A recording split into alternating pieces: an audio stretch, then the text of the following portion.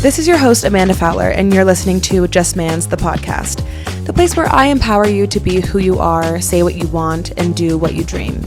Here you'll find candid conversations surrounding the complexities of life, everything from womanhood, career, and self-growth to friendships, relationships, and opinions that feel a bit taboo. But I'm not just here to offer you tips and tricks to figuring it all out. Fuck that. I'm here to talk about it all. The shit that nobody wants to talk about. To air the laundry without it feeling dirty. Think of this as conversations with cool people and brain dumps that I decided to share with you instead of my journal. Because oversharing is kind of my love language. And if it's yours too, we'll get along just fine. All right, are we ready? Let's do it. Okay. I'm sitting down with Matthew Fowler, a.k.a. Lucas's brother, a.k.a. my brother-in-law, a.k.a. Lennox and Ellis's Tonton Matthew. Yes. Or is it Toto or a Tonton? It's Tonton. Like T-O-N. I believe so. It's French. What is Isabel? I have Is no she Tati? idea. I have no idea. I think she's Tati. I should. My mother, her first language is French. But would I you should call know. her French, your mom? Like, is she French? Yeah, she's French in that French is her language. I guess not culturally, like, she's not French as in France. Yeah. Right? But she speaks French. So, I think she would say she's French. I love that they call you Tonton Matthew. I love it too. I think it's pretty awesome. I think so too.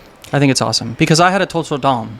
Yeah. So, like, I don't know him as Uncle Dom. I know him as Toto Dom. Yeah. So it's cool to be that for somebody else. It's very cool. We're sitting in their childhood home. Yes. Where I have so many memories here. In their bar. Yes, my dad and my grandfather built this bar. Yep. And I've heard so many stories of how this home shaped Lucas. Mm-hmm. But I want to hear them from you. So how did this home that we're sitting in today shape you? Well, we could have a whole podcast on just that, I guess, you know. Okay, so let's dive in. Let me get out my scroll.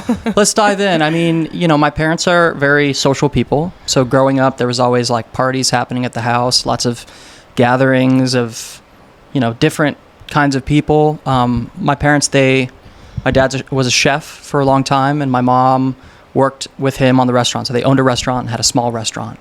And so, you know, a lot of the people that would come over we had waiters and waitresses that had become and chefs that were like part of the family. And so what was cool about those hangs is that they were very lots of different kinds of people, lots of age ranges, you know, people in their young 20s, people in their older 40s, and, you know, and everything in between. You know, my parents, and a lot of when they moved to America, you know, they made friends with other foreign people. Mm-hmm. So a lot of our friends and extended family, like our uncles and aunts that are not really related to us but are like part of the family, are from other countries and from other places and speak different languages. And so we're very multicultural in that way, and very social, you know. And so growing up, it was always like, who's over today? You know, there's someone over, there's someone hanging out.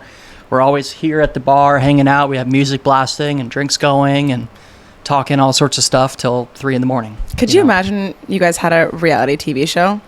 You guys should have had one back then. I mean, you know, we would have been pretty controversial. I think. We would have given all of them a run for their money in terms of blasphemous shit we probably were 100%. saying, you know, which is kind of funny. But yeah, I mean, you know, we're going to kind of circle it back around to music, but I got my start in music playing at my parents' restaurant when I was 13. That was your first gig? Yeah. Yeah. When I was 14, I started playing basically cover gigs in the courtyard of the restaurant and inside, unplugged. You know, just learned a Tuesday night, would learn a bunch of cover songs. And how nervous were you? I don't think I was ever really that nervous.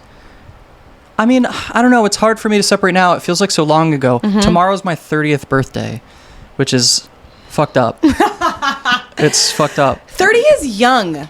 I know, but if it's the oldest I've ever felt. True. Right? So it's also a big number. It's just it's a big number. I think what kind of is interesting to me is every single movie you watch about the 20-something-year-old, I'm older than those fucking people now. So I see them and I'm like, these guys are younger than me. They're all younger than me. I'm no longer in that demographic, right? I think it's also the first decade where you remember everything. Because I mean, when you're 12, 13, you're living it, but you're not really as aware or conscious. Oh, I'm 13, I'm 12. Well, you're not whatever. making adult decisions, right? That impact how you live, and you're often at the whim of, you know, whatever you have to be involved in through your family and other stuff like that. You know, in my 20s, I feel like, you know, that's also a big period of where you're kind of getting your shit together. You know, you go from like, I don't have a car to like, now I have a car and I know how to do things. And then you start paying your taxes and learn how, like, that like ultimately you're making your own decisions. And that only happens like during your 20s for a lot of people, you know? Right. And certainly I was more independent than that, but now it's like, oh my God, I'm an adult, you know, I have facial hair that I have to, like, I no longer, you know, like I would rather have it short than long now, which is crazy. You know, when I was 20, I did everything I could to have the biggest, craziest beard I can. And now I'm like, get the shit off my face a little bit, you know? And it's just funny how those things change. That's a big part of what I keep learning is like, these things change and you feel so differently in how you used to, but you don't feel bad about that. It just happens. So it's like fast, but also slow at the same time. You make these big realizations of the way you were doing things before. It's like, oh, I can't believe I did it that way. But when you were doing those decisions, right, you were so like, this is how I am, you know? It's just so funny how those things shift. It's kind of frustrating sometimes too. It is frustrating because there's a part of you, like a part of me that has a little bit of cognitive dissonance with that, where it's like, man, I can't believe I used to feel so strongly this way. And now I feel so strongly this way. Like, that's kind of a wild concept to think about, and how your mind changes. I think what plagues me sometimes is thinking like, well, if I make a decision today, I'm probably going to change my mind in a year because I have been changing my mind, you know? Yeah, that's another part of it. You know, it's I don't know. It's getting older is fun. It's interesting. Yeah. You have no choice, so you might as well embrace it. One of my favorite stories that your mom has told me, should we shut that, you think? If we do, we're going to die in here. It's okay. I don't think he'll be. I think it'll be fine. One of my favorite stories that your mom has told me, because I've asked your mom, like, when did you guys know that Matthew was like musical? When did you know that he had a good voice? When did you know? And I want to ask you that same question, but one of my favorite stories that your mom always tells me is that you had a Disney mobile in your crib, above your crib, and she heard you one time on the baby monitor singing the Disney theme song. Yeah, it's kind of in like perfect pitch. Famous sort of like childhood story of mine. You know, I don't remember it obviously, but I think I was like a baby. Yeah, I think it was When You Wish Upon a Star. Yes. Yeah, and she always says you just had perfect pitch. Well, sure, I'll take it. That's cool. So for you, because that's something I'm always interested, like how people know that not only are they into music and passionate about it, but like talented at it. What was like your first memory of being talented or being like, wow, this is my thing? That's a good question. I mean, I think music became very important to me when what's a good way to, I mean, okay, so like these parties that we talked about before, right? You know, what was playing on the radio, what was playing during those parties was always like a big part of the party. You know, it was like my parents they love music and they're super into music. And so we'd all, you know, our whole life we'd grow up singing along to things we like and singing in the car. And my grandfather was a great singer. And so it wasn't like music wasn't in the family. We were all very musical, just in like an appreciative way. You know, we all loved music and it was such an integral part, which sounds kind of obvious to say, like, so many people love music and sing along and all that kind of stuff. It's important. But you guys are all good too. Like but Isabel can sing, Lucas can sing. I think it kind of came when I started, you know, my own like journey with music kind of came when I used to walk to middle school, right? So where'd you go? Rock Lake. So Rock Lake is in the neighborhood. You walked there? Yeah. So this wall that's behind our house. Oh, you just jumped there. If you jump over the wall. That's what Lucas was saying, then you have like a mile walk to school instead of like a 4-mile walk to school. So every morning I would just jump over the wall and I had an iPod, you know, like an iPod Classic. And so that was when like iTunes was like the thing, you know, and my parents' card was attached to it and I just would buy whatever the fuck. And then they would go to me and be like, Matthew, did you spend $50 on the Clash's discography? And I was like, yeah, you know, sorry. You know, I just did stuff like that. But I would just, that was like a point where I remember like being so connected because I didn't have a cell phone. There was nothing, I had an iPod. I didn't have anything else. So I'd walk to school every day and just dive into music. And it just became something I obsessed over. It was something that I could control what I was listening to. I could dive into new things and you could find similar artists. And I just kind of started to expand on the things I know and then go like, okay, if I like The Cure, then I'm probably going to like this other band. And then I would get into them. And it just became, that was like, I really remember that being a big thing. And I had some friends who played guitar. My friend Anthony and my friend Will played guitar. And they were like my best like neighborhood buds that I'd hang out with. And so I'd go over to their house and they'd have a bunch of guitars and they were playing, and they kind of like slowly taught me some chords. And I guess just through the course of like, you know, like having a life where we would listen to music and sing along to stuff, I just would sing, and I didn't necessarily know that I had like a good voice or anything like that. It just was like, oh yeah, I'm just singing along to the song. And when I started learning how to play songs that I liked and could really have the power to like learn 3 or 4 chords and then go, oh, I can actually play like so many songs with like C, G, D, and E, that I can sing these songs that I've loved my whole life and take control of them a little bit more, which was really cool, you know, to kind of like have that power and unlock that. And then, you know, I had the benefit of my parents having a restaurant, and you know, I learned 30, 40 songs, you know, just in their very like rudimentary forms, and I didn't sound like shit. And so they were like, okay, Tuesday, we're not going to pay you anything, you know, just put a tip jar out. And that became something that became really important to me. Would you make a ton of tips? I made a lot of tips. Yeah? Yeah, because you're also 14, they're like, oh, wow, this kid's like, good. Wow, you know, and I had big curly hair, and I looked cute, you know, and I'd get like, grandmas would put like 20s in my tip jar. I probably made more doing that at that age than I probably do now, you know, honestly, just because I was like, oh, it's so cute, you know? Yeah, rolling it at 14. But that, you know, sort of evolved into, you know, people would come to the restaurant and hear me, and they go, hey, we're having a Christmas party, or we're having a birthday party, or a New Year's thing, or whatever. Like, what would you charge to come play that for us? And what would you charge? I don't know. I probably like, it was probably, a lot of times at that time, I didn't ask for things. They would go like, how's $400? And I go, okay, sure. You know, I definitely would do that, you know? And so I just kind of started doing that. And then, I mean, you know, I really started making kind of some money, and I, you know, was able to do whatever I wanted to and book these things. And when I got a car, you know, when I was able to drive, it kind of turned into a different thing, where suddenly I had like, I was really playing like Thursday, Friday, Saturday, and then every now and then I'd have a gig, or a Sunday gig, or a farmer's market gig or something, and I would play. And these are like 3 or 4 hour gigs, so I'd be playing a lot. And that's how I learned how to play guitar. You know, not even just in my bedroom, but like, hey, you're in the corner of a restaurant or a bar, and you better sound good, or no one's going to want you back again. You know, and it was just a great, I mean, I got my 10,000 hours before I was 16, just from like doing that all the time. But how did you get the confidence to do that? Because I think that's a lot of what people struggle with, no matter how old they are, is like, I have this thing, I have this hobby, I'm doing it in my bedroom. How do I take it out of my bedroom? Well, I think part of it was being young enough where, you know, when you're at that age, people really do kind of encourage you. Yeah. Right? They do encourage you. It's nobody wants to tell like the 14-year-old kid playing guitar that they suck. Yeah. You know, they'll tell the 28-year-old guy and not hire them back. But when I was 14, I just got so much encouragement from everyone around me, like, oh, you sound great, or oh, that's so cool, or what a great talent you have. And, you know, and so I never felt like, and I don't know, I think part of it was that I wasn't like at that point, like on stage. I wasn't like the star of the night. Right. I was a supplement to whatever was going on. You know, I wasn't like on a big stage telling stories. I was like, you know, in the corner of a restaurant, kind of just playing sort of loud enough that everyone could hear, but not loud enough that people are like upset, or that it allowed them to not kind of have their dinner or whatever they were doing. Right. You know, so like performing on stage was like, you know, it seems like a big step, but it was super gradual over the course of just like my entire teens, you know, working towards that. My first original show was at Austin's Coffee. Was it? Yeah, in Winter Park. I was playing. It was actually where I met. That's such your vibe too. I feel like at that age. It was really great, and it was the first time that I had played like, you know, a 30-minute set, 5 or 6 songs that I wrote, you know, plus a cover or two.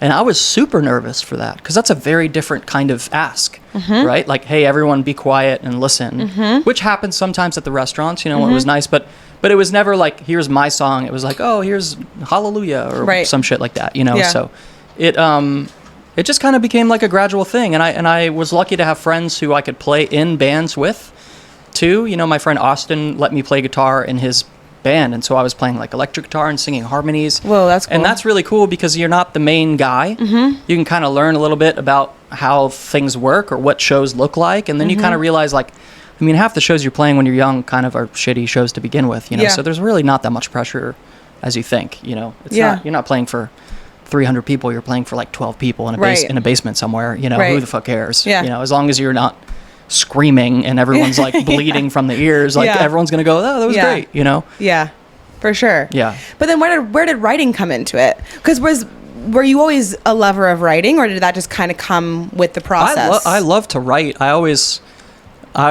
have always been able to flex that muscle. I mean, even through school, I was in all the like classes that allowed me to do like even the like essays that I would write, I would get good grades on, and like I was always able to put words to things. And I think a part of that was not only was I playing at the restaurants that I was, playing at, I would work on half of them, so my dad gave me a job when I was like 13 at his fine dining restaurant, and so I was a busser. Is that legal?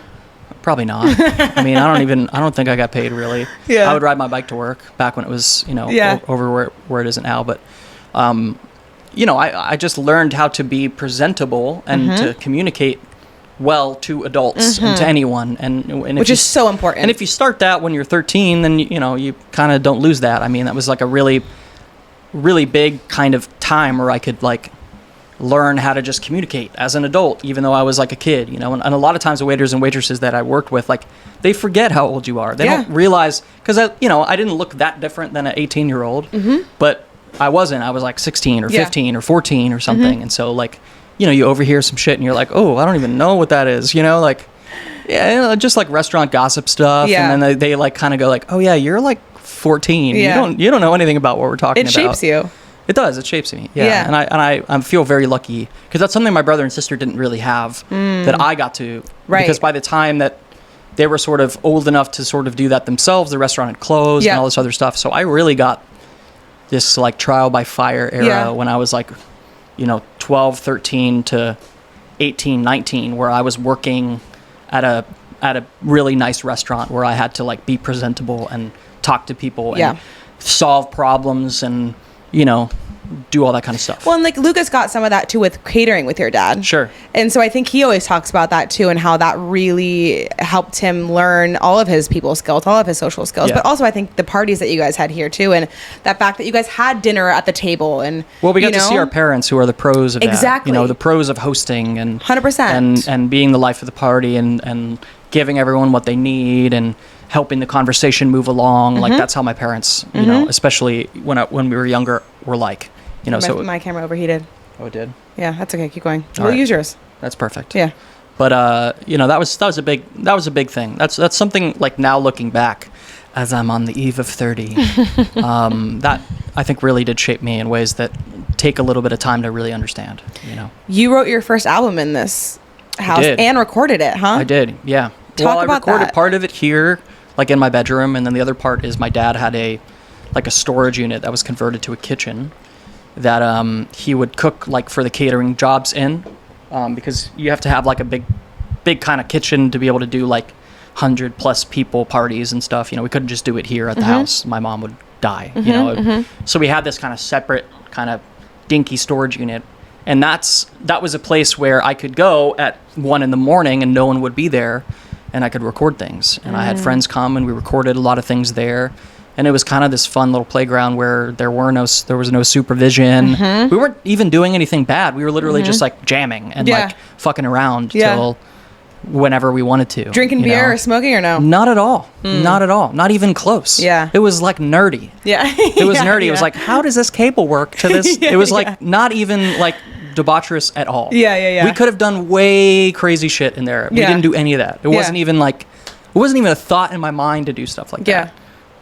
So I think mostly because my parents are pretty chill in general. So, for sure. If we were like, but you also were there flexing your passion, like you. Yeah. So I came in with purpose. I wasn't there to like need a place to go drink a beer. I mean, it was more like, oh, I want a place where if I can like sing at the top of my lungs, no one in the house is going to be mad at me if it's midnight. You know, which is part of that. Were you writing songs to create an album, or just kind of writing a collection of songs that you eventually came into an album? Well, a bit of both. I had an opportunity when I was 18 to my friend Austin, who I played electric guitar with. He was going on a tour, so we had this like 3-week tour planned over the summer. The summer that I turned 19, which is 10 years ago now, which is kind of crazy, or 11 years ago. And he was like, hey, I want you to do this with me. I think it'd be really fun. And also, like, some of the shows, there's a space for you to open. So you could open the shows with your own music. And at the time, I had no recorded music. I just had some songs I'd written. And so that was like sort of this clear deadline of like, okay, we're leaving on this thing on this date. That's in 3 months or 4 months or whenever it is.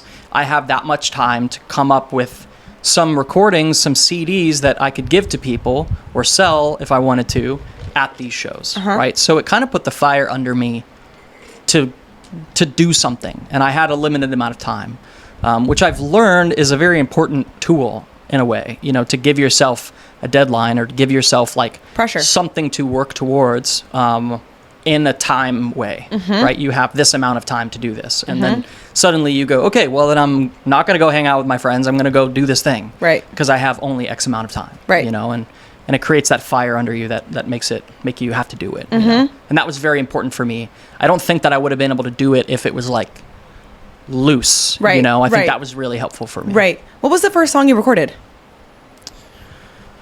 Man, the first song I recorded was probably Beginners, because I did that by myself. How old were you when you wrote that? I was 16 when I wrote Beginners. What the fuck, Matthew? Yeah, I was 16. That's such like a mature song too. Thanks. I think it's gone through a lot of changes. I think when the 16-year-old version of it was probably a little less interesting than maybe because I re-recorded it for the newer release, for the latest release. But that was a song like, you know, that I remember I had like a notebook paper. It's a short song. If you take the lyrics, right, it's like 2 stanzas. It's not. It's not. There's not even really a chorus. There's a conceptual chorus, but it's not like I don't really say the same thing twice in the way that a typical chorus was. So it almost kind of wrote as like this poem. And there was a movie called Beginners that I watched with Ewan McGregor and Christopher Plummer, and it's a really great movie. And I used to use movies a lot for like emotional kind of inspiration because, and it's kind of like an artsy movie. And at the time when I was 16, it was definitely like on the high end of like the artsy shit I had experienced at that time. And I was like, I want to write like a classic sounding, like beautiful French song kind of thing, you know, or like La Vie en Rose or something like that, which I ended up using, you know, part of to round it out at the end. But yeah, you know, that was the first song I wrote that I really liked, that made me feel like, oh, I'm a good songwriter. Whereas I'd written songs before that I was like, yeah, you know, this is a song and it sounds good, but mostly because I'm carrying it with my voice and I thought my voice sounded good. And that's another kind of interesting thing I've been thinking about a lot when it comes to like new music and, you know, not to kind of jump ahead, but like I feel like each time I release something or move into a new album or new recording, like I want it to be significantly better than the last one. Yeah, I get that. That's something that's very important to me. I want to grow each time. Yeah. I'm not somebody who feels the need to put out music for the sake of putting out music. Yeah. I feel the need to put out music in the sake of bettering myself as an artist. But do you think that's like a little bit of a perfectionist? Yes, but also, not in a bad way? But I don't think it's in a bad way, because if it's good enough, it stands up. Yeah. Right? I think you challenge yourself too with that. It is challenging. Yeah. You know, like my first album was very much like, okay, I can put some chords together and I can sing really well. And there's a couple songs in there that I think are really good, but a lot of them I'm like, this feels like looking back, it feels kind of like lazy songwriting in a way, right? You know? So the second album to me was about, okay, I know how to play some simple chords songs and I know how to sing. So how do I write better? How do I focus on the writing and the production and make what I'm doing fleshed out more interestingly with other instrumentation and kind of have this larger sort of scope, right? So the second album to me was all about the writing. It was all about making the words what I want and making them perfect. And I think the second album, I'm so happy with the writing. I think I did a really good job. They all feel true to me still. I can play them and I feel like they're good. Well, I feel like you're a phenomenal singer, but your songwriting, like not many people have that ability. Oh, I appreciate that. Like I feel really good about those songs, you know. I feel really like they're well-written songs, even if they're like maybe I think the arrangements on the album are actually really intricate, really interesting. But broken down as chords, they're pretty simple songs. But I carry them with like an emotional weight, you know, I think, in the way that I write. And so what I'm trying to achieve with the next album is, okay, I feel like I know how to sing, right? Album 1 is like, I can sing a song and it sounds good. I can sing the phone book in a way that feels real. Second one is, I want to write better, have better writing, have better, like that emotional connection through my writing feels more personal. It feels more true. It has a longevity to it. Like, I feel like I could still sing those songs when I'm 80 years old right. and feel like they're good. Right. And so the third one is marrying all those things together. It's like, the third one to me is focusing more on the arrangements and the music, right? Mm-hmm. I want to write more interesting chord progressions. I've learned how to play guitar. I'm so much better at guitar than I ever was. I'm so much better at writing the music versus the lyrics part of it. So I want to incorporate those two ideas together and make each song feel a little more complex, while not losing like a familiarity. Like, I don't want it to be like so jazzy or something that like the normal person would be like, what is going on here? But just to make it, to push the envelope a little bit more, to add more character and color in the chord progressions, right? That's my next. So there will be a third album. Yeah, absolutely. I don't know anything about it yet, but that's my stand. So will you do that's collabs? That's my I thought about that. You should do collabs. I'm kind of in this crossroads where I'm thinking there's a few sort of big ideas I want to explore, and I don't know what order I want to do them in. Right. So one idea I have is I want to do a cover album where it's only covering people who have died. Oh, that's cool. Which I think would be cool. And I don't know what to call it yet, like dead poet songs or some shit like that. Yeah, well, right? You can't because Taylor Swift just said that. Whatever. But you get what I'm saying. No, she did the tortured poets. You get what I mean? Like the concept of I want, and I don't know if like, in my mind, like that could be really cool if it's just me and a guitar. That could be sick. Or it could be really cool if it's this big kind of thing. Or maybe that's a really cool way to get other people to collab on, because it's like I'm picking songs that it's not like I wrote the songs. It's like picking a Leonard Cohen song that I could, that anyone who likes that music would be like, oh, this would be a great collab. It's not a song that we have to co-write together, which sometimes gets complicated and royalties and all this other stuff.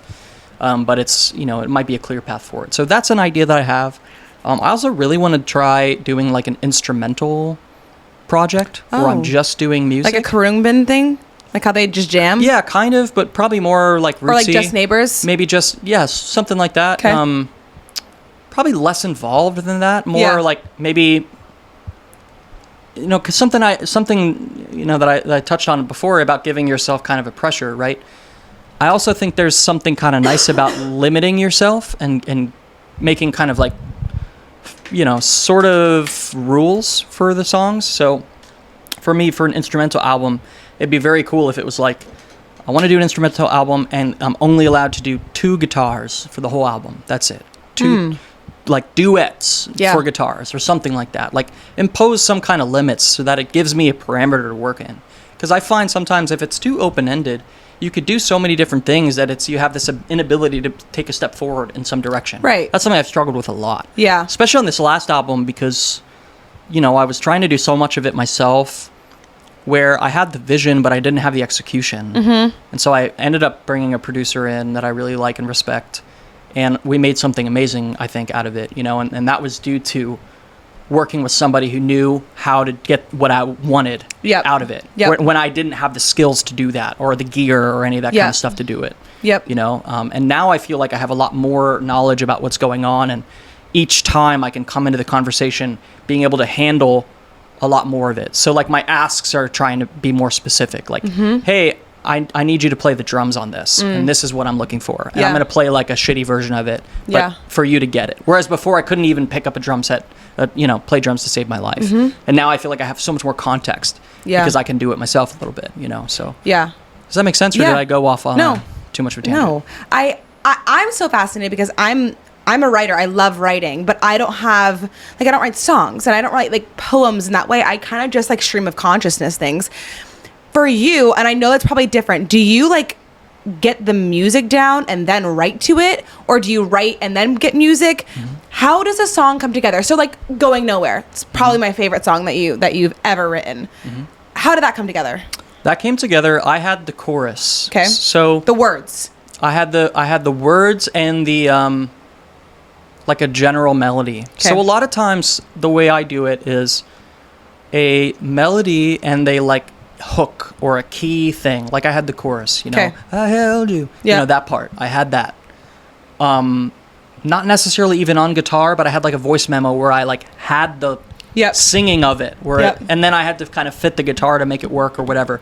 But I had just that for forever, for like 2 years probably, and I had it like written on with a crayon on a notebook without nothing else, and I just would fuck around on it, and I'd play it. That would haunt me for 2 years. But see, like, I think there's something nice about that because you let it sit with you. It is, and you kind of realize like, if it stays with you, it's good enough to stay with you. See, I'm just so impatient, though, that like I would want to finish it right away and get it out there. But I mean, I have done that with songs. Like Beginners is, probably like it went from not existing to being completely done in 15 minutes. Really? Oh, yeah, totally. It was just totally there. And sometimes that happens. Sometimes it takes 15 minutes or an hour and then you're done, and maybe some structural things change every now and then if you're bringing more instruments in and stuff, and that's more just like making space for everything. But I find like the way that works really good for me is if I do get time to sit with it, and I write little things on and I add things or I change things. Like, do you write them in a notebook? Do you write them in your notes app? Do you have to be like locked away? I have tried so hard to have like a notebook. I have 50 fucking notebooks. And they're all like,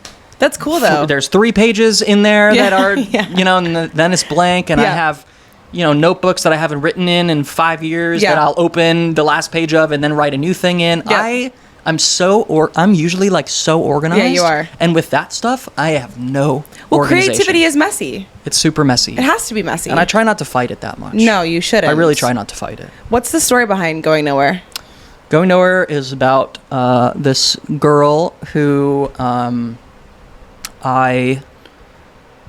we went to all the same schools together, kind of growing up, essentially, and she was, for whatever reason, like someone that I really always liked and, wanted to be with and pursue, and she was kind of like the dream girl in a way. Yeah.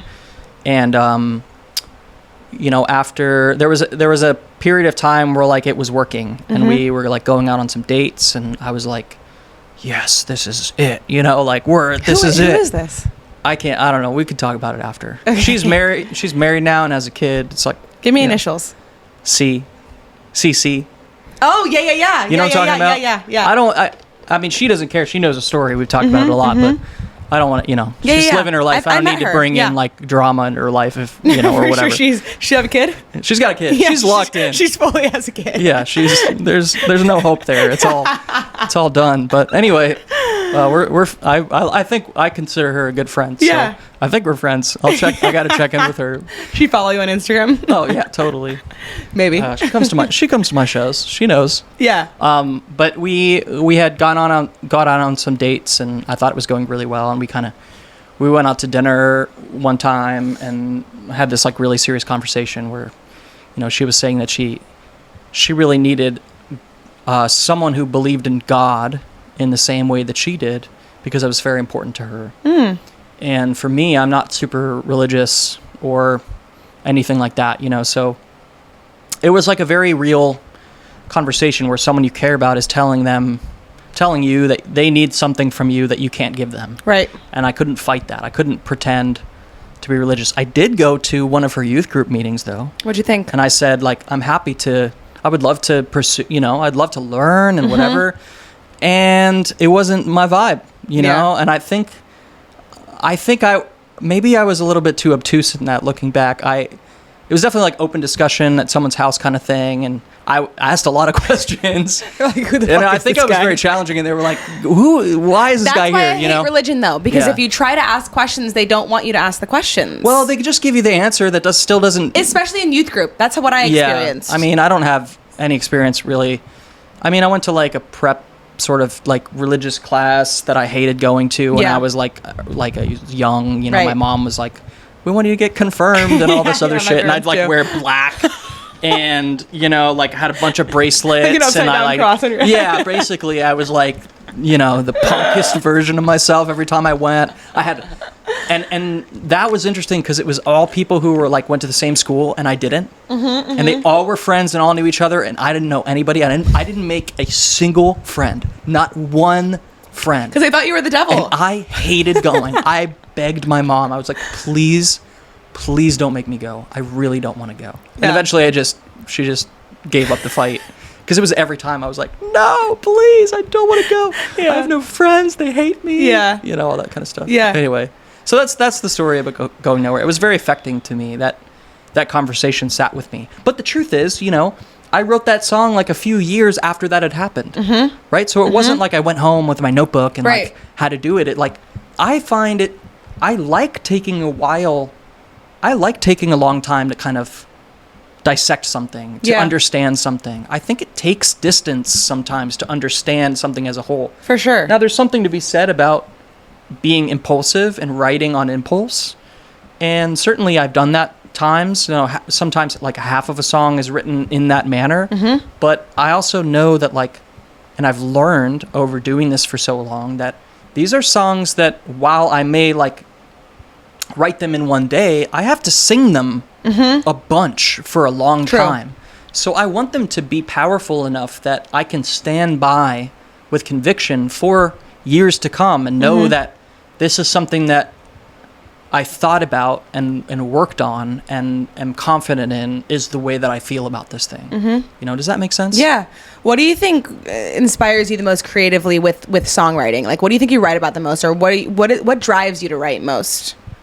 You know, I think I get typecast a lot as like, a lot of it is like romance and love and stuff, but I actually don't think that's the case. I think what inspires me is life. Yeah, I think you're very like introspective and like reflective. It's introspective. It's not even like yeah, some of it is like love stuff or whatever, but that's a part of life, you know? Right. It's a big part of it. And I don't think very many of my songs are like one thing. Yeah. It's like a vibe. It's like a vibe. A scene or an emotion that is like too complex to convey with one emotion, with one feeling, right? And that's another thing I'm very conscious of. Like, I like songs and music that have a scope of, I mean, sure, it's cool when there's like a big story and, you know, like the cowboy gets on the horse and at the end of the story he's the hero. Like that's a cool song for sure. It's not my thing. I like to listen to it. It's not how I think about things. I don't think about a story. I'm not like okay, there needs to be an arc here. It's more like there needs to be a feeling here. What's the feeling here? You know? And that feeling encompasses a lot of different emotions. And so I like when a song dives into lots of different emotions. But I also think that's kind of smart from like a consumer standpoint too, because people jive with things and enjoy songs, especially lyrics, when they can feel what that feeling is. Well, it's all about, I mean, none of it is formulaic in a way, right? Yeah. I find the songs that I connect to are authentic, you know? Yes. And that word is so ambiguous. It's also been killed. It's been killed through social media. Yeah. But the truth is, like, what makes something authentic? It's if it means something to you. Right. You know, if it means something to me, then it's probably going to mean something to somebody else. For sure. And it might mean something different, you know? And I know that's like a very tried and true thing to say about songs, but it's so real. It's you can immediately tell if something feels true or not. Yeah. Or if the artist is into it or not. Right. Or if they're just kind of phoning it in. Right. That being said, I feel like a lot of popular music doesn't feel true to me. No. But obviously it's very popular, so I'm obviously like, you know, there's some disconnect going on there. Well, I'm sure not all of them are writing these songs. Well, that's part of it, you know. Would you ever record a song that was not yours? And I'm not talking about like the one that you were talking about where you would do like people who have died. Right. Would you ever, like, if you were like, this song doesn't exist anywhere else? Yes. I wrote this for you. Yes. Sing it. I don't know. I mean, maybe if I felt connected to it. I think that's really what it boils down to. Right. You know, or they paid me a shitload of money to do it, and I'd go like, okay, let's do it. You know. Yeah. I mean, not really. I mean, it would have to be a great, like, you know, indisputable amount of money. Right. Like, I wouldn't do it for $500. Right. I do it for $500,000 in 1 second. Yeah. But what I mean by that is, music is just become so, and especially like me singing and playing and putting myself out there, it's so personal, you know? And I think what I've learned with it is that it's just better to lean into that. Yeah. Because I've gone through a lot of ups and downs with trying to, I mean, it's been my career for most of my adult life, if not all of my adult life / pre-adult life, right? But now I'm kind of in a point with it where I had a booking agent that I no longer have. I had a management that I no longer have. I'm on a label, but we're not, you know, I'm not like talking to them every day. Right. You know, they're awesome people. And if I'm ready for a new record, I bet I could talk with them about it and they'd be down. Right. But I pursued these kind of like bigger commercial attachments with this stuff. And I don't know, it just felt like very wrong to me after a while. It felt like I felt this immense stress on something that should be freeing and happy, you know? And so I'm kind of in the middle of redefining like what my goals are with a lot of this stuff, which I don't think is unhealthy, but it definitely confuses a lot of people, you know, in my life, you know, who have only seen me as one thing. Tell me if you resonate with this. I recently got a job. I think we were talking about it. And it's because everything that I've been doing for the ever since I got pregnant, for the last 4 years, has been a passion that I've been trying to make my career and trying to make my income stream. Yeah. Which for me feels like it kills my authenticity. Absolutely. Because I'm creating from a place of desperation versus a place of just like desire want to like create. And so now the fact that I even just getting this job has made me so much more creative because I'm like, okay, I'm secure. Now I can go into my passions and it feels way more like me and aligned versus like coming from this place of like, I need to make this my career. I need to make money off of it. That's the killer for a lot of this stuff. Yeah. You know, it's where I see friends who, you know, some of the posts they make and stuff, it's like, man, I can see that desperation. Yes. You know, and because I've been there. Yeah. I've been there. You know, it's really hard to do that dance. It's super hard to do that dance, especially when with music, it's something so near and dear to you from an emotional well-being place to try and make money off of it and, you know, commercialize it and all that kind of stuff. Like, obviously there's a lot of people who are successful at it and can compartmentalize in that way, which is awesome for them. Like, more power to them. Right. In order to make those kinds of moves, you have to give up so much control over just a lot of different things, everything from like big things to small things and promoting things. And there's just so much everyone's trying to sell something. And that's endlessly, it's endless selling. But here's the thing, consumers and people on social media specifically who are consuming, not creating, are getting smarter. They're smelling it. They're seeing it. Yeah. Nobody wants it. Yeah. And you have an interesting perspective with social media, I feel like. Because like I feel like there are a lot of artists who blow up on TikTok. Sure. You haven't leaned into that. No, it comes from, it's just a lot of effort. It's a lot of energy. And I know that it could maybe do something, but I don't know, man. It goes back to goals. It goes back to goals. Like, what are my goals? My goals, after a long, winding life of doing this, my goals are to make like music that I like. Yeah. And then that I'm happy with. Yeah. If it's successful, cool. If it's not, then, you know, I can't, like, we were talking earlier today, I cannot make anyone do anything. I can't make a booking agent book me at the perfect places that I want to play because he's not me. He doesn't know everything that's in my head. I can communicate what I can communicate, but ultimately, like, you give that power away. And if it goes in a place where you're not into, like, whose fault is that but your own, right? And with management and stuff like that, it's like, I can't force someone to give a shit about what I'm doing. I can't. I can only give a shit about what I'm doing and hope that they understand and that they give me the grace to do whatever. And when it comes to listening to music, like, I can't make someone listen to me. I can't convince somebody that I'm the best thing in the world because they have to come up with that on their own. And you know, I think we all put so much pressure on ourselves to be validated. When right now, I just want to validate myself. I want that from myself. I don't fucking care anymore. Yeah. Like, to some degree, sure, I do a little bit. I don't want it to be bad, and I would rather someone like something that I do than hate something that I do, for sure. But ultimately, like, if I don't like it, I don't want to do it. Right. And if I'm not into it, I don't want to do it. Even if it's a great business decision. I don't want to do something I don't want to do. That's why that's why I got into this. Yeah. Half of the reason I think I started making it my career was because I didn't have to go through, like, a traditional path. Right. I could do things exactly the way that I wanted to and be celebrated for it, right? And as soon as that became going down the path and doing something that I wanted to do, or not doing something that I wanted to do, and still not getting the success that was supposed to get, I was like, you know, this is too much. Like, I don't want to feel like I'm like terror, you know, of like opening an email because it's going to like lead to some decisions that I don't want to have to make. Right. You know, or whatever it is. Right. And maybe that's part of like getting older and trying to increase your business and all that kind of stuff. But I just kind of learned, like, with this stuff, you know, I want to make it near and dear to me. I want to go at it with like an open heart that's like excited about it. And you also have the trust. Does that make sense? You also have the trust though. Like you have to make the decisions that feel right for you, say no to things, and trust that that's going to pan out in your favor. Well, you know, we talked a lot about how like time is going and how long, and you know, like I'm about to turn 30, so all this stuff is like resonating with me, where I'm looking back on my life and decisions I've made. You know, that's just how I am every year for my birthday anyway. But also you're closing a chapter on like a decade. Closing a chapter on a decade, and I'm looking back and going, what did I do? Yeah. Right? What have I done? What have I accomplished? And it's a whole hell of a lot. Yeah. I did a lot of stuff. Yeah. I've played hundreds of shows. How many tours? I don't even know. I mean, I played hundreds of shows in basically every single state in the United States. Yep.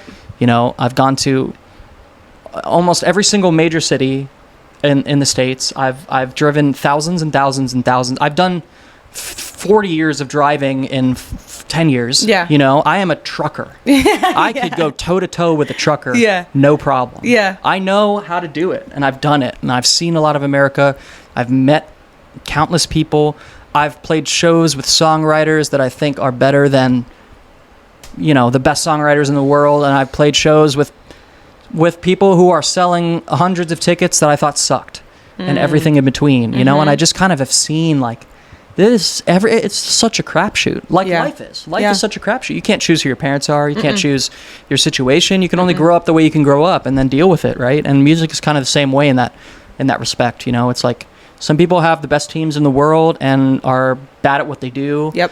And get successful. Some people have the best teams in the world and are great at what they do and are still not successful, and everything in between. And I just it's such a gamble. It's all such a gamble that I, for my own survival, have learned to like try not to care so much about. You know, I don't know if I feel like I keep shifted around. You did. On that No, one, I love it. That's why you're good at podcasts, because you just go. Well, you're supposed to just go. I listen back on these sometimes, and I'm like, what the fuck am I saying?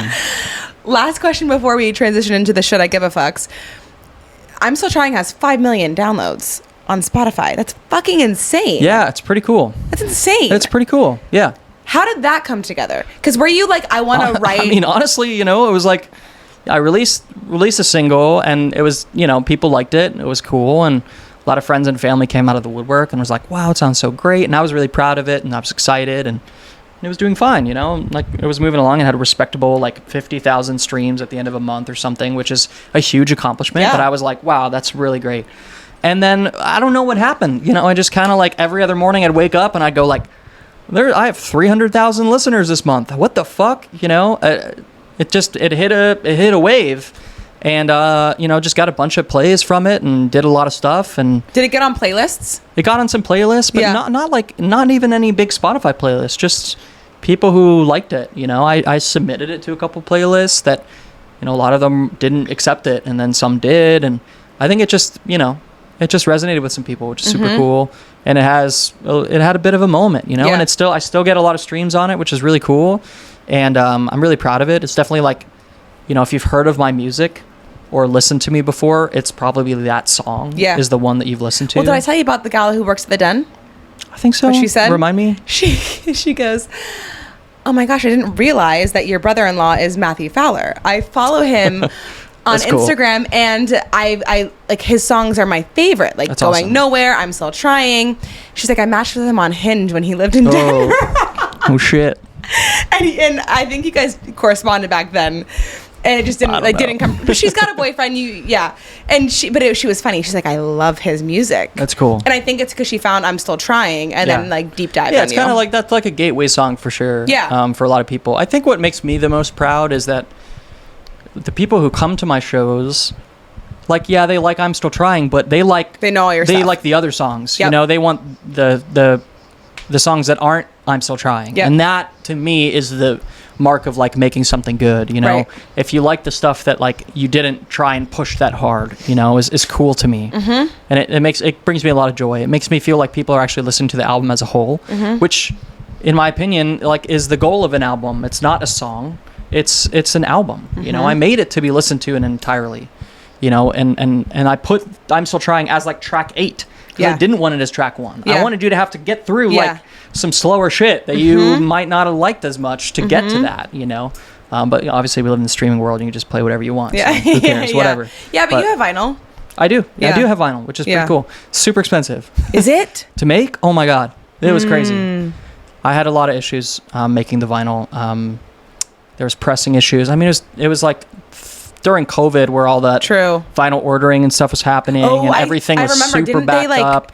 They sent me ones that were all messed up. They sent me copies that were all wrong and had to be sent back and redone, and it was a big hassle. It was a big hassle. Why did you title it The Grief We Gave Our Mother? Well, for a couple reasons. So I thought it would be cool to pick a line from from I'm Still Trying. Yep. And I wanted to pick a line from a song that felt kind of indicative of the whole album experience. And I feel like a lot of those songs are about like learning about who I am, about my family, about, you know, kind of like figuring out complex emotions and going through life. And so, you know, I knew before even all the songs were done that that's what the album was going to be called. You know, The Grief We Gave Our Mother. I think it's kind of a cool album title. It's fucking sick. I like it. I think it was kind of awesome. And Lucas, a little provocative, but also like but I like how you did know? we, not like the grief I gave my mother. Yeah. The grief we. Because Lucas, like, Lucas is your biggest fan. You know that. Yeah. But he, like, also just every time it's playing, I'm Still Trying, he'll be like, this part's about me. This part's about me. He's like, did you know? This is about me. I'm like, babe, we've listened to those thousands of times. Yes, I do know. That's cool. Yeah, he loves it. I'm glad he does. My family are so supportive. Honestly, that, you know, they're the ones who are advocating for me to go do more and more with the career stuff. You know, I think it's. I mean, we can get into the weeds with it, but it's such a difficult business that it's hard to take anybody's advice, even if they're successful. You know, because everyone's career is so wildly different. The connections you have, the networks you have, and so. You know, we get into a lot of heated family debates about what I should be doing, you know, which is super fun. I'm like, okay, that should be the title of your next album. You guys can play the guitar and sing, and you tell me how easy it is to do all this other stuff. Like, good luck. You know? But we get in a lot of arguments about it. I think mostly because my parents' favorite bands are like massive megastars, you know, like Michael Jackson, you know, or the ABBA. And it's like, okay, cool, I'll just be ABBA. You know, it doesn't fucking work that way, you know. Anyway, that's a whole thing, but much love. That's how your parents communicate, though. That's how your entire family communicates. Yeah, we're aggressive. Just loud. We're aggressively loving. Yeah. Aggressive love. Yeah, for sure. And maybe that's the next title. Aggressive love. Okay, let's transition into the Should I Give a Fucks. And this is a series I do on my Instagram where people just tell me the situations and happenings in their life. Okay. And we tell them whether they should give a fuck or not. Okay. Okay? And these are like all over the map. Perfect. Like not about Let's do it. Music or anything, just like amazing. Like random shit. Okay. First one. My mother-in-law is treating their sons like babies when they're 28 with a whole ass family. Should I give a fuck? My mother-in-law treats her sons like they're babies even though they're 28 with a whole ass family. I say don't give a fuck. Yeah. What are you gonna do? You can't change your mother-in-law. How are you going to change your mother-in-law? That is an uphill battle that you will never win. Yeah. Ever. You need to learn to not care. That's so fucking annoying, though. Oh, yeah. For sure. Yeah. I'm not saying that... I mean, this is someone else's mother-in-law. Yeah. If it was my mother-in-law, I'd have to do something about it. But if you can learn how to just... I don't know, deal with it. I mean, people are disappointing. Yep. It's a bummer. You know, and I hate to come in and be like... Here's the truth, kid, you know, or whatever. But it's like, people will disappoint you. Yeah. Your closest people will disappoint you. If they don't, then you have amazing people in your life. That's awesome. But even the people who are amazing to me, I disappoint people. People disappoint me. It's just like how life is. And love is getting through that and understanding it and just having some grace with it, you know. But then I guess maybe give a fuck, but gently. Yeah. I think that the mother-in-law, the father-in-law thing is difficult too, especially if it feels oddly specific. Also, I feel like it's tough though, because if you have one that like holds a grudge, you don't want to ruffle those feathers because it's gonna make it harder for you. Yeah. No, you don't want to ruffle those feathers. It's when you're dealing with family members who are older than you and have known you since you were in diapers or whatever. Right. You are never gonna win. No. You're never gonna change your mind. No. You can do everything you can to educate them.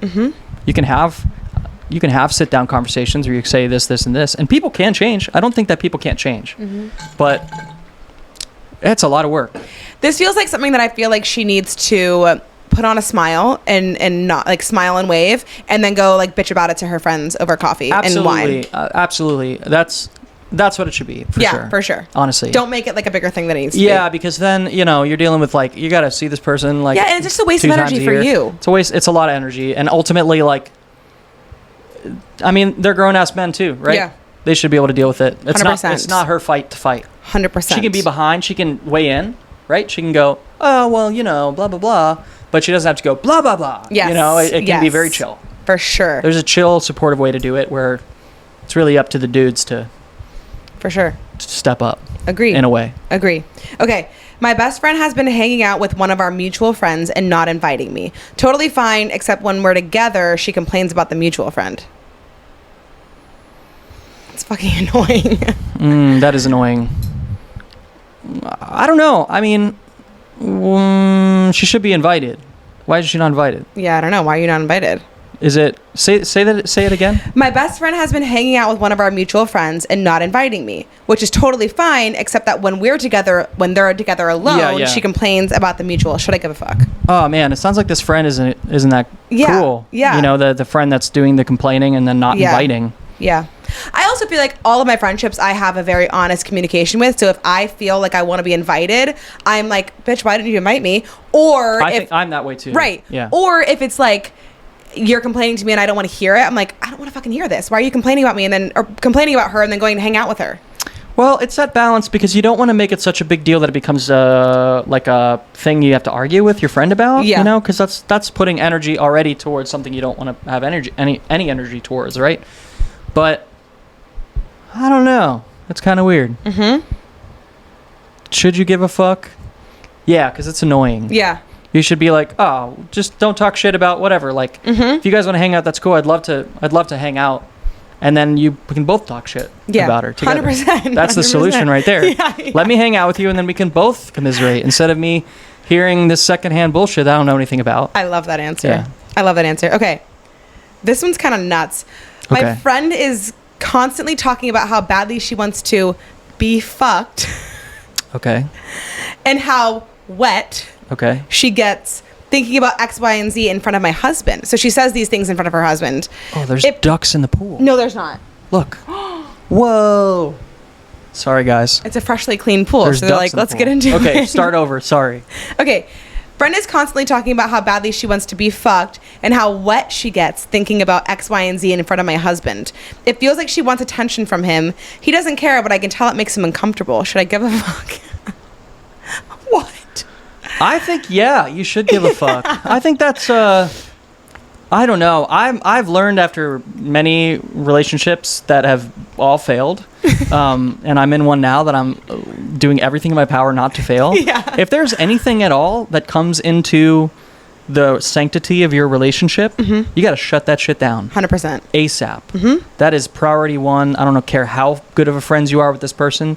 If you're like on this path to try and be with this person forever, and they're feeling uncomfortable, I think it's your duty as your partner to help them through that, and even if that means cutting off that friend or having a very stern talk about that with your friend. I believe that because I'm in this point now where it's like, I've been on both sides of like shit getting weird in whatever ways, and like I don't want that anymore ever again. I'm too old for this shit. Like, shut that shit down. Yeah. Go to the bar. Are you like super into go get fucked? Are you super like monogamous? Yes. Because I think there's this new trend of people not being monogamous.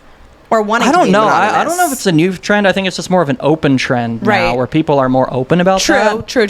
I think, but I don't know. I'm not into it. I could see how other people are into it. I'm just way too emotional. I am too attached. I am over loving than I am under loving in every way. Yeah. In every situation.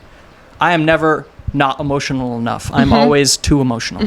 That is a huge thing about myself I know. Yeah. That has served me super great and been the bane of my existence every single time. Yeah. So I would say shut that shit down. Yeah. Give a fuck. I also feel like maybe it's not, because I've been like I talk about raunchy shit with other couples, like especially with my girlfriends, and like Lucas hears and he loves to give his input, but it's never like, well, if it's like a, you know, there's a tone. I mean, you know when it's like, you know when it goes from like, oh, Lucas is hot to like, I want to fuck Lucas, and you're like, bitch. And you can sense that energy. I felt that with some people before, and so I think if you're feeling that, trust your gut and like trust your intuition on that. But I think you need to decipher what the energy is, what the tone is. Yeah. And then if it is, cut that shit off. If it's all fun and games, it's all fun and games. Yes. But as soon as that shifts, it becomes weird. Yep. And shut it down. Yeah, agreed. Okay, coworker is overly touchy to people at work at happy hours, but is very cute. Should I give a fuck? Coworker is very touchy. I mean...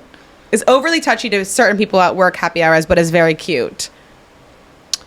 So maybe she's saying like it's inappropriate, but he's cute. Okay, I see. So the question is like, should I say that this is inappropriate, but actually like no one's upset from the touching because he's cute? Because they're cute? Yeah. That feels like pretty privilege. Yeah, that's... I don't know, because you don't want to set a standard and then... That's a hard one. Right. That's a hard one. Should you give a fuck? Should you inject yourself into that? Ultimately, right? If they're being that way with a lot of people, then she can't be the only one who feels that way. Right. Right? So form a union, you know?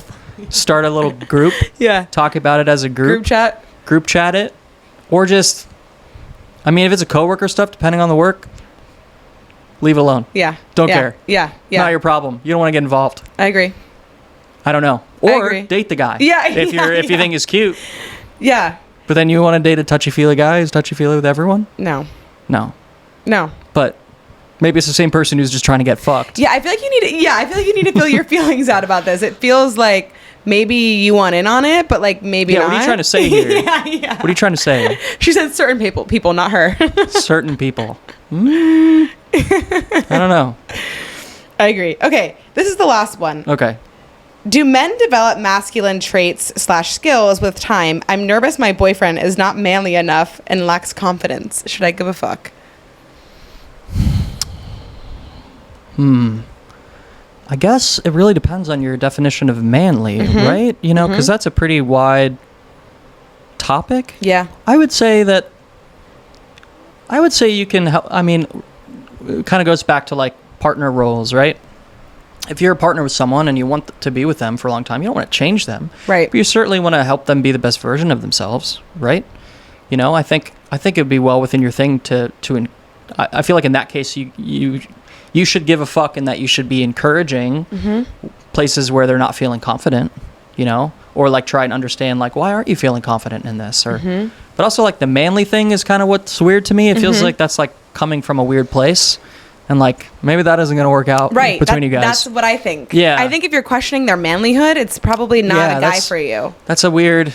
Yeah, absolutely. Yeah. If like being a man is important to you, then find a man. You know, like it's like, I don't know. You get what I'm saying? Yeah. It's like, I don't think whoever wrote that, like the wording on that is interesting. Yeah. Because the manly part makes me feel like that's like such a trigger word in a weird way that like, I don't think anyone's going to be on the same page unless they are on the same page. From the get-go. Yeah. So I think it's twofold. Like the confidence thing is one thing, and I think if they're lacking confidence, I would pry at that. I would be like, how can we help you with this? Why are you feeling insecure? Do some more like self-work on that. But the manliness feels like it's like a preference thing for her. It does. Absolutely. That's a good way to put it. That does seem like a preference that you're then imposing on somebody. Yep. Rather than like accepting them for who they are, but just wanting them to feel like a little more confident in who they are. Yep. Versus like, I want them to be a man, you know, like throw the football around, you know, like you're not, that's, you're done. You know, connect with your definition of manliness. Yeah. Yeah. Yeah. Find the definition of manliness. For sure. Find that. Yeah. Ask that next time. Yeah. I want my boy to be more this, you know, not manly, because manly's such a shitty word in a way. And there's a spectrum of it. Like I'm a musician. I would say a lot of people I play guitar and sing. That's not manly in a way, you know? Yeah. Even though it's fucking manly. What's your coffee order? A coffee order? These days? That's manly or feminine too. I don't know if we should talk about that. I like a lot of milk. I like a creamy coffee. I don't add sugar. Have you seen that, But I like a that creamy TikTok coffee. where people are like, back in the day, like men were going off to war and now they're ordering blueberry lattes at Starbucks? It sounds delicious. Blueberry latte sounds good. I don't like the sugary, although I love the oat milk shaken espresso from. Oh, I've never had that. It's good. That's my Starbucks order because they do the venti and they do 4 shots, and I'm at a Yep. point in my life where I need 4 shots That's what Lucas gets of too. espresso to survive, Yep. to wake up in the morning, Yep. because otherwise I would sleep forever. You guys are the same person. I you could and sleep Lucas, in that. forever. Yeah. I love sleeping. Yeah. I hate going to sleep, Same. but I love sleeping. Yeah. In the morning, I think I sleep better in the morning. I wish we just went to bed in the morning or something. yeah. You know, and that we were just Yeah. all like night owls. Yeah. Because in the morning, the sun's rising. I'm like, this is cozy. Yeah, I want to yeah. sleep. I want to relax. Yeah. But yeah, I need that caffeine. Yeah. I wish I didn't, but like there's certain things that you can cut out and For sure. whatever. But for me, I need to otherwise I'm just all day. I'm like, I'm so tired. I also love coffee. It's like a ritual. I like it too. I Yeah. like the taste of it. Gets your day Makes me going. feel like an adult Yes. for whatever weird reason. For sure. Like just drinking a cup of coffee. Yes. It's also kind of like an interestingly social kind of Yes. normal thing where you're like, oh, I just I need a cup of coffee, and everyone for whatever reason in the earth is like, oh, I get it. Yeah, yeah. Have your coffee. Yeah. Yeah. Enjoy your cup of coffee, Uh-huh. and then we'll talk about whatever. Yep. It's like just a thing. Yeah. Yep. Anyway, Okay. Well, those were the should I give a fucks. Thanks for joining me on that. my pleasure. Thanks for being here. Before we end, tell people what's coming up for you, where they can find you, all the things. Well, my next kind of big gig actually is in quite a while. I got there's a cruise ship festival called the Kayamo Cruise. That's awesome. The headliner is Jeff Tweedy, who is the singer of this band called Wilco that I really love. Yeah, we saw Wilco at Red Rocks. Exactly, yeah. So Jeff Tweedy's going to be on the boat. Wow. Nickel Creek is going to be on the boat, and those members are really great. Emmylou Harris is going to be on that boat. She is a legendary country singer. She Wow. literally Emmylou. is That's best a friends cool with name. Dolly Parton and all that stuff. She is as Older woman? she is as legendary as it Wow. gets. But this boat in the past, Brandy Carlisle has headlined this boat. I mean, it's like a serious group of musicians. So I got onto that on the lineup for that, which is super cool. When is that? It's in February, so it's a long way Okay. away. So between now and then, my kind of goal is to finish up some of these songs that I've been Were you writing. just country there for a second? Was I? My goal between now and then. I joke with Claire, my girlfriend, all the time. I love, Lucas does too. Yeah. We love putting on accents. For sure. All the time. Yeah. And it's hard. I don't know what my voice sounds like anymore. I'll just be like, hey, how you doing? How you don't know? I can dive into it really, really easy. It's super fun. But also, I think as I get older, my Florida comes out more. I don't know why. Yeah. Maybe I don't know. It's the sun or something. Yeah. But that's coming up in February. That's really exciting because it's something that I've applied for for many years, and it's just really a really cool, legit 6 days at sea, play a bunch of shows. Everyone who goes to that, I mean, it's expensive to go, but everyone who goes are music They're fanatics. there for the music. They're yeah. music freaks, and Yeah. and everyone listens, and it's it's really cool. Yeah. Last year I did it, but on the I actually was a camera operator. So I went as a photographer, and they gave me a set, and I played, and it went really great. And for 5 days after that, every other person I saw was like, "Hey, great job on the thing!" And Love super that. nice people. So that's coming up, and that's really exciting because it's a big kind of career thing. I could put that on a bio, and everyone who is in the industry would go "Dang, you got to play in Kayamo? That's really cool." Yeah. So that's kind of a big thing for me. But between now and then, I've just been kind of working on my life a little bit, getting some more steady kind of income. Things with my girlfriend are going really great. We're looking at moving in together, and doing all that kind of stuff. I've been working for this music venue, doing a lot of their marketing and organization stuff, which has its ups and downs, but it's the first time as an adult I have somewhat of a steady paycheck coming in that isn't creative based. It's business based, Right. which is really fun to flex that muscle. And just kind of enjoying, the process of discovering some of these new songs I've been writing and thinking about, how I want to record them without feeling immense pressure from a huge team of people who are waiting on me, and it's really nice. And because it's funny, we talked earlier about how having that pressure is helpful. For sure. But I feel on the opposite side of that right now, where I feel like not having that pressure is really healthy for me. Where I can play guitar all day, and if I don't write something, no one is mad at me. No one is angry. You know, I felt like for a while that I had to keep up with everyone's expectations of me. Right. And I no longer feel that pressure, which is really freeing for me, actually. Yeah. You know, it's been a big change for me. Love that. To just kind of do what I want to do and not have to answer to anybody. I don't want to answer to anybody anymore. I want to answer to myself. And I can go to sleep with myself totally fine. Feel like I'm doing all the things in my life that or working towards them that I want to, for the most part. Yeah. So. And then where can they find you on social media? Social media, Matthew Fowler is my name. My Instagram is Matthew K Fowler with 2 T's. And I have a website with upcoming shows. I have a bunch of videos all over YouTube and stuff. And your music videos are sick. Yeah, I made my own music video. Yep. Just travel montages from going all over the place.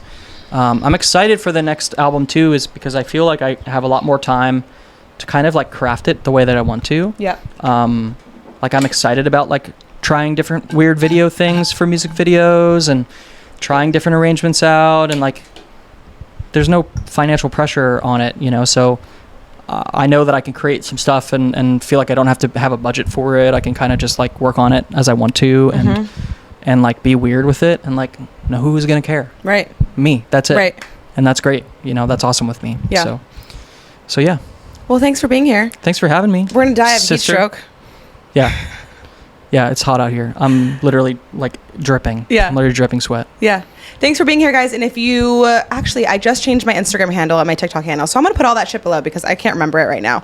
Because again, I'm going to die of a heat stroke. But thanks for being here. If you like this episode, give it a rating and review on Apple and Spotify, and it's on YouTube, so go watch it on YouTube. Thanks, Matthew. Thank you.